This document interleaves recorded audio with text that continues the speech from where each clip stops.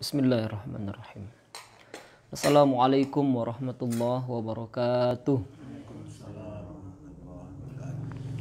Alhamdulillahi rabbil alamin.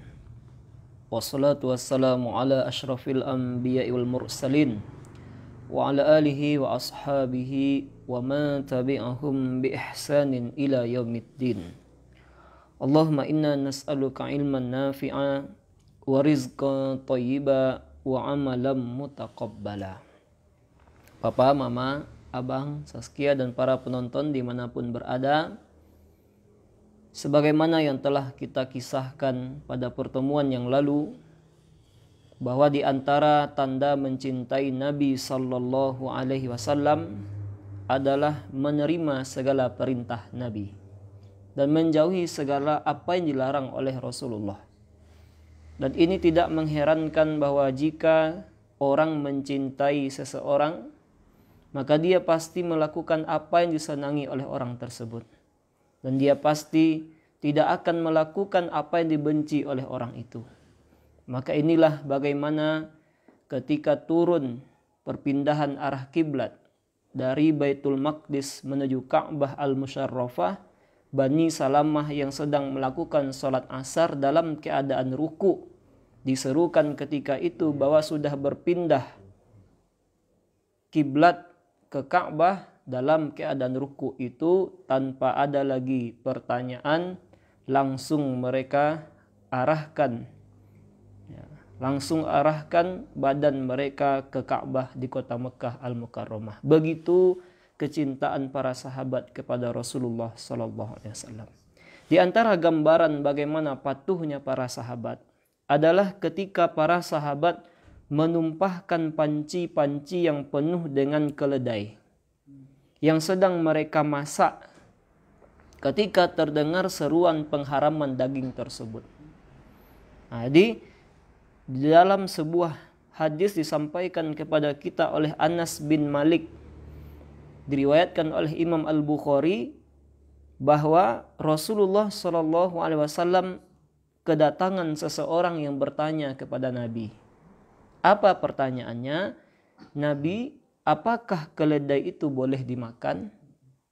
Jadi karena banyak yang memasak keledai ketika itu, maka datang orang kepada Nabi. Nabi, keledai ini boleh tidak dimakan? Namun Nabi diam. Kemudian orang itu bertanya lagi, Nabi, boleh tidak makan daging keledai? Lalu Nabi diam. Lalu bertanya lagi orang ini, apakah keledai ini boleh dimakan? Maka setelah pertanyaan yang ketiga itu, Nabi SAW memerintahkan kepada salah seorang untuk menyerukan kepada manusia, menyerukan kepada penduduk Madinah dan semuanya, apa sesungguhnya Allah dan Rasulnya melarang kalian untuk memakan daging keledai. Jadi ternyata ada perintah dari Nabi SAW, ada kabar dari Nabi bahwa daging keledai itu haram dimakan. Padahal mereka sedang memasak daging tersebut.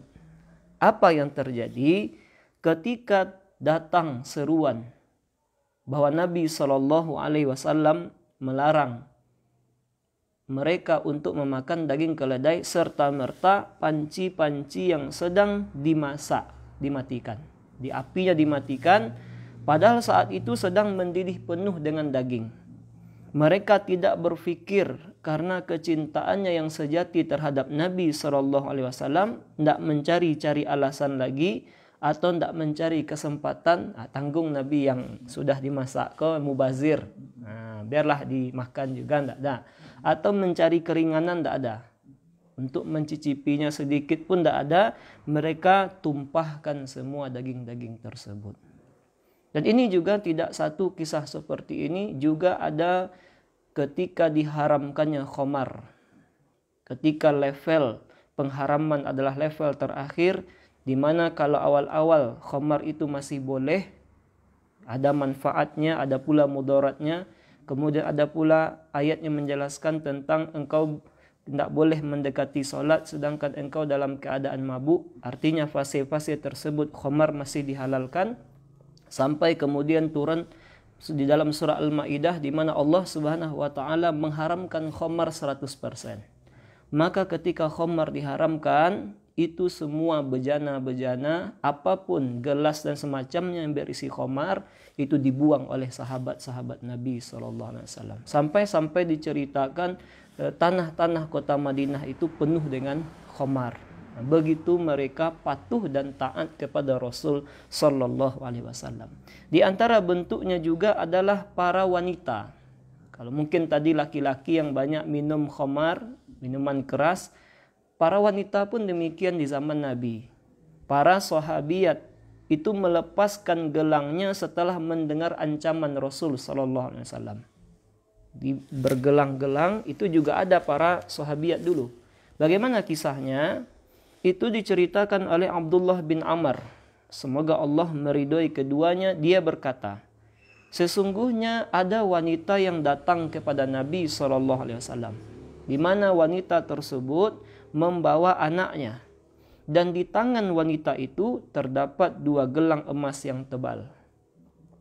Jadi datang dia bersama anaknya, kemudian di tangan wanita tersebut ada gelang 2 emas yang tebal. Maka Nabi SAW bertanya kepada wanita tersebut, apakah gelang emas ini sudah engkau keluarkan zakatnya? Jadi ditanya oleh Nabi, apakah gelang yang engkau pakai ini sudah engkau keluarkan zakatnya? Maka wanita itu menjawab, belum Nabi. Tidak, belum ada aku keluarkan zakatnya. Maka Nabi SAW berkata kepadanya, maukah engkau jika dengan kedua gelang tersebut Allah jadikan bagimu gelang dari gelang-gelang api neraka? Jadi kalau engkau tidak mau keluarkan zakat dari emas ini, dari gelang ini, tunggulah balasannya nanti engkau akan dapatkan gelang yang sama, tapi gelang itu adalah gelang dari api neraka nanti di akhirat. Engkau akan dimasukkan ke dalam api neraka karena kelalaianmu dalam membayarkan zakat. Maka mendengar itu, wanita itu lantas melepas kedua gelang, lalu memberikannya kepada Nabi, dan wanita itu berkata, ini untuk Allah dan Rasulnya. Nabi, kalau begitu saya serahkan semuanya untuk engkau, dipergunakan untuk perjuangan di jalan Allah Ta'ala. Nah, ini juga sebuah bentuk bagaimana sami'na wa ata'na para sahabat kepada baginda Nabi SAW. Wanita tersebut bisa saja, begitu Nabi, nantilah insya Allah saya keluarkan zakatnya. Berarti kan hanya 2,5% dari gelang emas yang banyak itu. Tapi wanita ini tidak. Kalau begitu saya akan serahkan 100% semuanya. Jadi tidak ada neko-neko para sahabat. Tidak ada cari-cari kesempatan, tidak ada mengambil sikap yang minimal. Mereka kalau sudah ada perintah ataupun larangan, sikap yang mereka ambil adalah sikap yang maksimal. Contoh gambaran berikutnya adalah di zaman Nabi SAW, saking para wanita mengikuti perintah Nabi, mereka menempelkan dirinya di tembok karena melaksanakan perintah Rasulullah untuk berjalan di pinggir jalan. Jadi ini adab berjalan bagi perempuan.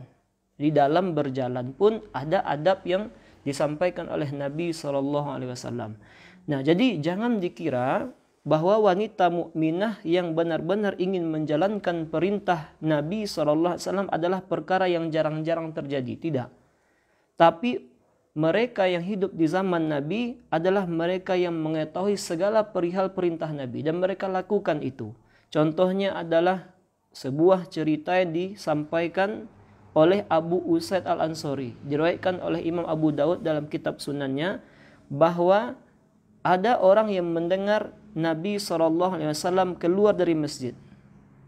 Jadi Nabi SAW keluar dari masjid. Namun setelah keluar dari masjid terjadi ikhtilat. Apa ikhtilat? Bercampur baur antara laki-laki dan perempuan. Maka Nabi SAW melihat perihal itu, mengeluarkan sabdanya. Apa kata Rasulullah? Mundurlah kalian para wanita, karena bukan hak kalian untuk berjalan di tengah jalan. hendaknya kalian berjalan di tepinya. Jadi bagi perempuan itu ada adab dalam berjalan. Perempuan kalau berjalan tidak boleh mengambil sisi tengah. Ini mesti mengambil sisi yang tepi. Dan perempuan itu pada hakikatnya tidak boleh berjalan di depan laki-laki. Jadi kalau seseorang berjalan ataupun laki-laki ada perempuan di depannya, kalaupun ingin dia berjalan, dia harus susul perempuan tersebut cepat. Jadi jangan sampai perempuan itu berjalan di depan kita. Nah, jadi kita yang laki-laki ini adabnya juga, seandainya nanti kita berjalan, kita tidak tahu mungkin ada pembelokan, lalu kita belok ada perempuan, maka tugas kita laki-laki adalah berjalan cepat susul perempuan tersebut. Jadi jangan sampai kita berjalan di belakang perempuan itu. Nah, jadi ketika para wanita di zaman sahabat, di zaman Nabi mendengarkan itu, mendengarkan bahwa Nabi SAW tidak menyukai perempuan berjalan di tengah-tengah jalan, maka wanita menempelkan dirinya ke tembok. Sehingga baju mereka menempel di tembok itu karena saking merapatnya dengan tembok. Jadi begitu mereka menjaganya. Kan bisa saja di tepi jalan saja, tapi tidak. Kalau ini perintah Nabi SAW supaya menjaga kami dari fitnah, kami akan lakukan itu. Bahkan mereka berjalan-jalan sampai tersenggol-senggol kainnya dengan tembok. Nah, begitulah para penonton, bagaimana para sahabat Nabi SAW dalam mengungkapkan kecintaannya kepada Rasulullah SAW. Maka tidak mengherankan zaman mereka adalah zaman yang terbaik karena mereka mencintai Nabi tanpa syarat. Tidak ada syarat, patuh tanpa syarat. Mereka dengarkan dan mereka langsung patuhi. Tidak ada ceritanya setelah mereka mendengar lalu mereka inak-inakan dulu. Tidak ada ceritanya. Mereka pikir-pikirkan dulu, tidak ada ceritanya. Mereka akan langsung kerjakan apa yang diperintahkan oleh Nabi. Dan ini menjadi pelajaran bagi kita bahwa jika memang ada suatu hal, amal yang memang itu ada petunjuknya dari Nabi SAW, maka tugas kita adalah mengerjakan amal tersebut. Karena mohon maaf, sebahagian dari kita atau mungkin yang kita kenal ataupun yang tidak kita kenal, kadang ketika disampaikan bahwa suatu amal ada petunjuknya dari Nabi SAW, seringkali dianggap amal ibadah tersebut adalah amal ibadah yang baru atau amal ibadah yang mungkin dia merasa berbeda dengan amalnya sebelumnya. Lalu yang dia kuatkan adalah amal sebelumnya yang tidak ada petunjuk dari Nabi SAW, dan ini bukan bentuk cinta kepada Rasulullah. Oleh karenanya kita harus renungkan di dalam diri kita sejauh di dalam kehidupan ini, kalau ada perintah apakah kita kerjakan? Kalau jawabannya iya, berarti itu kita sudah mencintai Nabi SAW.